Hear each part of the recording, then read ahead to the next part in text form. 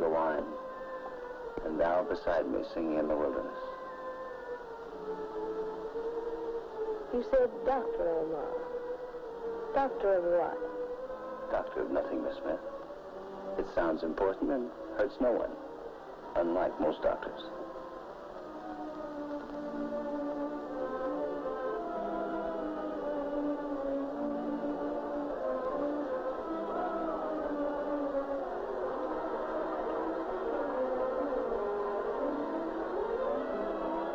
And you're Benoist.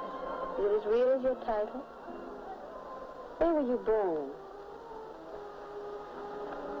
My birth took place under a full moon on the sands near Damascus. My father was an Armenian tobacco dealer and was far away. And my mother, the less said about her, the better. She was half French, and the other half is lost in the dust of time. In short, I'm a thoroughbred mongrel. I'm related to all the earth, and nothing that's human is foreign to me.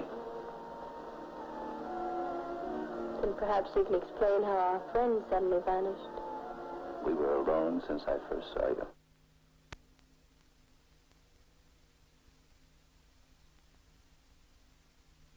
Le raisonnement sur l'histoire est inséparablement raisonnement sur le pouvoir.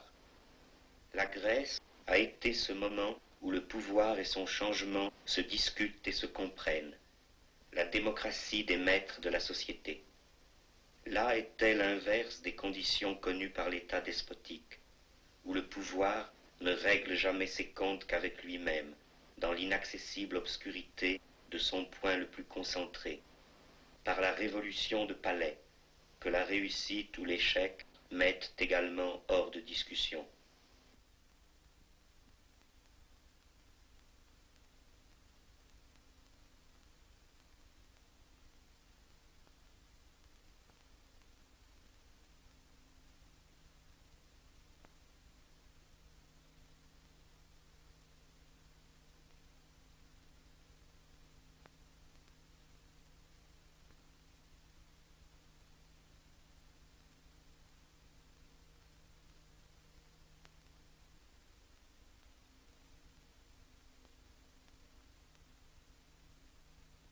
Quand la sèche chronologie sans explication du pouvoir divinisé parlant à ses serviteurs, qui ne veut être comprise qu'en tant qu'exécution terrestre des commandements du mythe, peut être surmontée et devient histoire consciente, il a fallu que la participation réelle à l'histoire ait été vécue par des groupes étendus.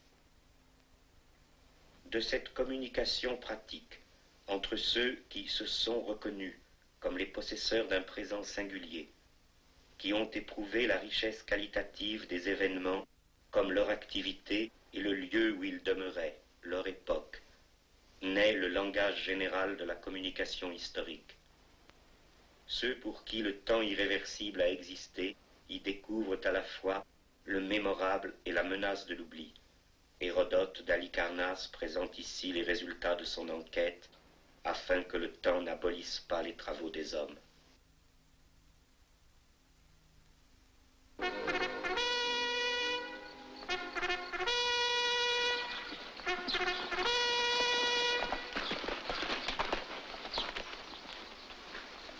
Bonsoir, York. Bonsoir, mon général. Si nous prenions un peu de café, tenez-vous prêt pour une campagne d'hiver. Et plus longue encore si c'est nécessaire. Ça fait longtemps que j'espère recevoir cet ordre. Bien sûr, je n'ai rien entendu. Bien sûr, Kirby. Si vous échouez, je puis vous affirmer que le conseil de guerre qui vous jugera sera composé de nos anciens compagnons du Shenandoah. Je les choisirai moi-même. Le Shenandoah. Je me demande ce que les historiens écriront plus tard sur le Shenandoah. La victoire de la bourgeoisie est la victoire du temps profondément historique, parce qu'il est le temps de la production économique qui transforme la société en permanence et de fond en comble. Aussi longtemps que la production agraire demeure le travail principal, le temps cyclique, qui demeure présent au fond de la société, nourrit les forces coalisées de la tradition, qui vont freiner le mouvement. Mais le temps irréversible de l'économie bourgeoise extirpe ses survivances dans toute l'étendue du monde.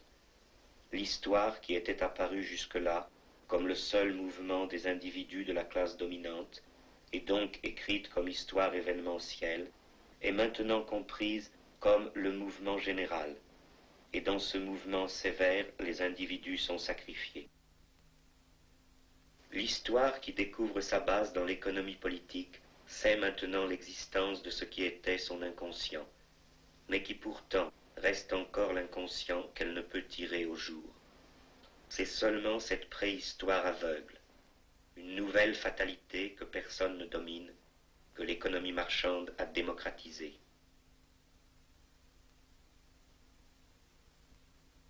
Ainsi, la bourgeoisie a fait connaître et a imposé à la société un temps historique irréversible, mais lui en refuse l'usage. Il y a eu de l'histoire, mais il n'y en a plus, parce que la classe des possesseurs de l'économie, qui ne peut pas rompre avec l'histoire économique, doit aussi refouler comme une menace immédiate tout autre emploi irréversible du temps. La classe dominante, faite de spécialistes de la possession des choses, qui sont eux-mêmes par là une possession des choses, doit lier son sort au maintien de cette histoire réifiée, à la permanence d'une nouvelle immobilité dans l'histoire. Pour la première fois, le travailleur à la base de la société n'est pas matériellement étranger à l'histoire, car c'est maintenant par sa base que la société se meut irréversiblement. Dans la revendication de vivre le temps historique qu'il fait, le prolétariat trouve le simple centre inoubliable de son projet révolutionnaire, et chacune des tentatives jusqu'ici brisées d'exécution de ce projet marque un point de départ possible de la vie nouvelle historique.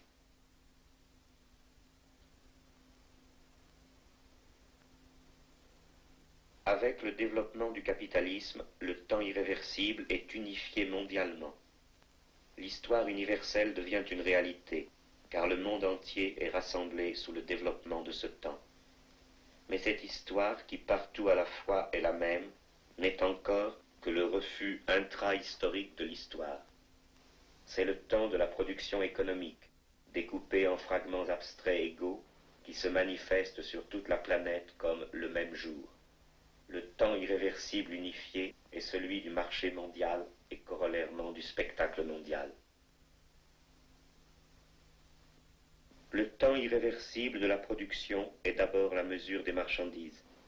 Ainsi donc, le temps qui s'affirme officiellement sur toute l'étendue du monde comme le temps général de la société, ne signifiant que les intérêts spécialisés qui le constituent n'est qu'un temps particulier.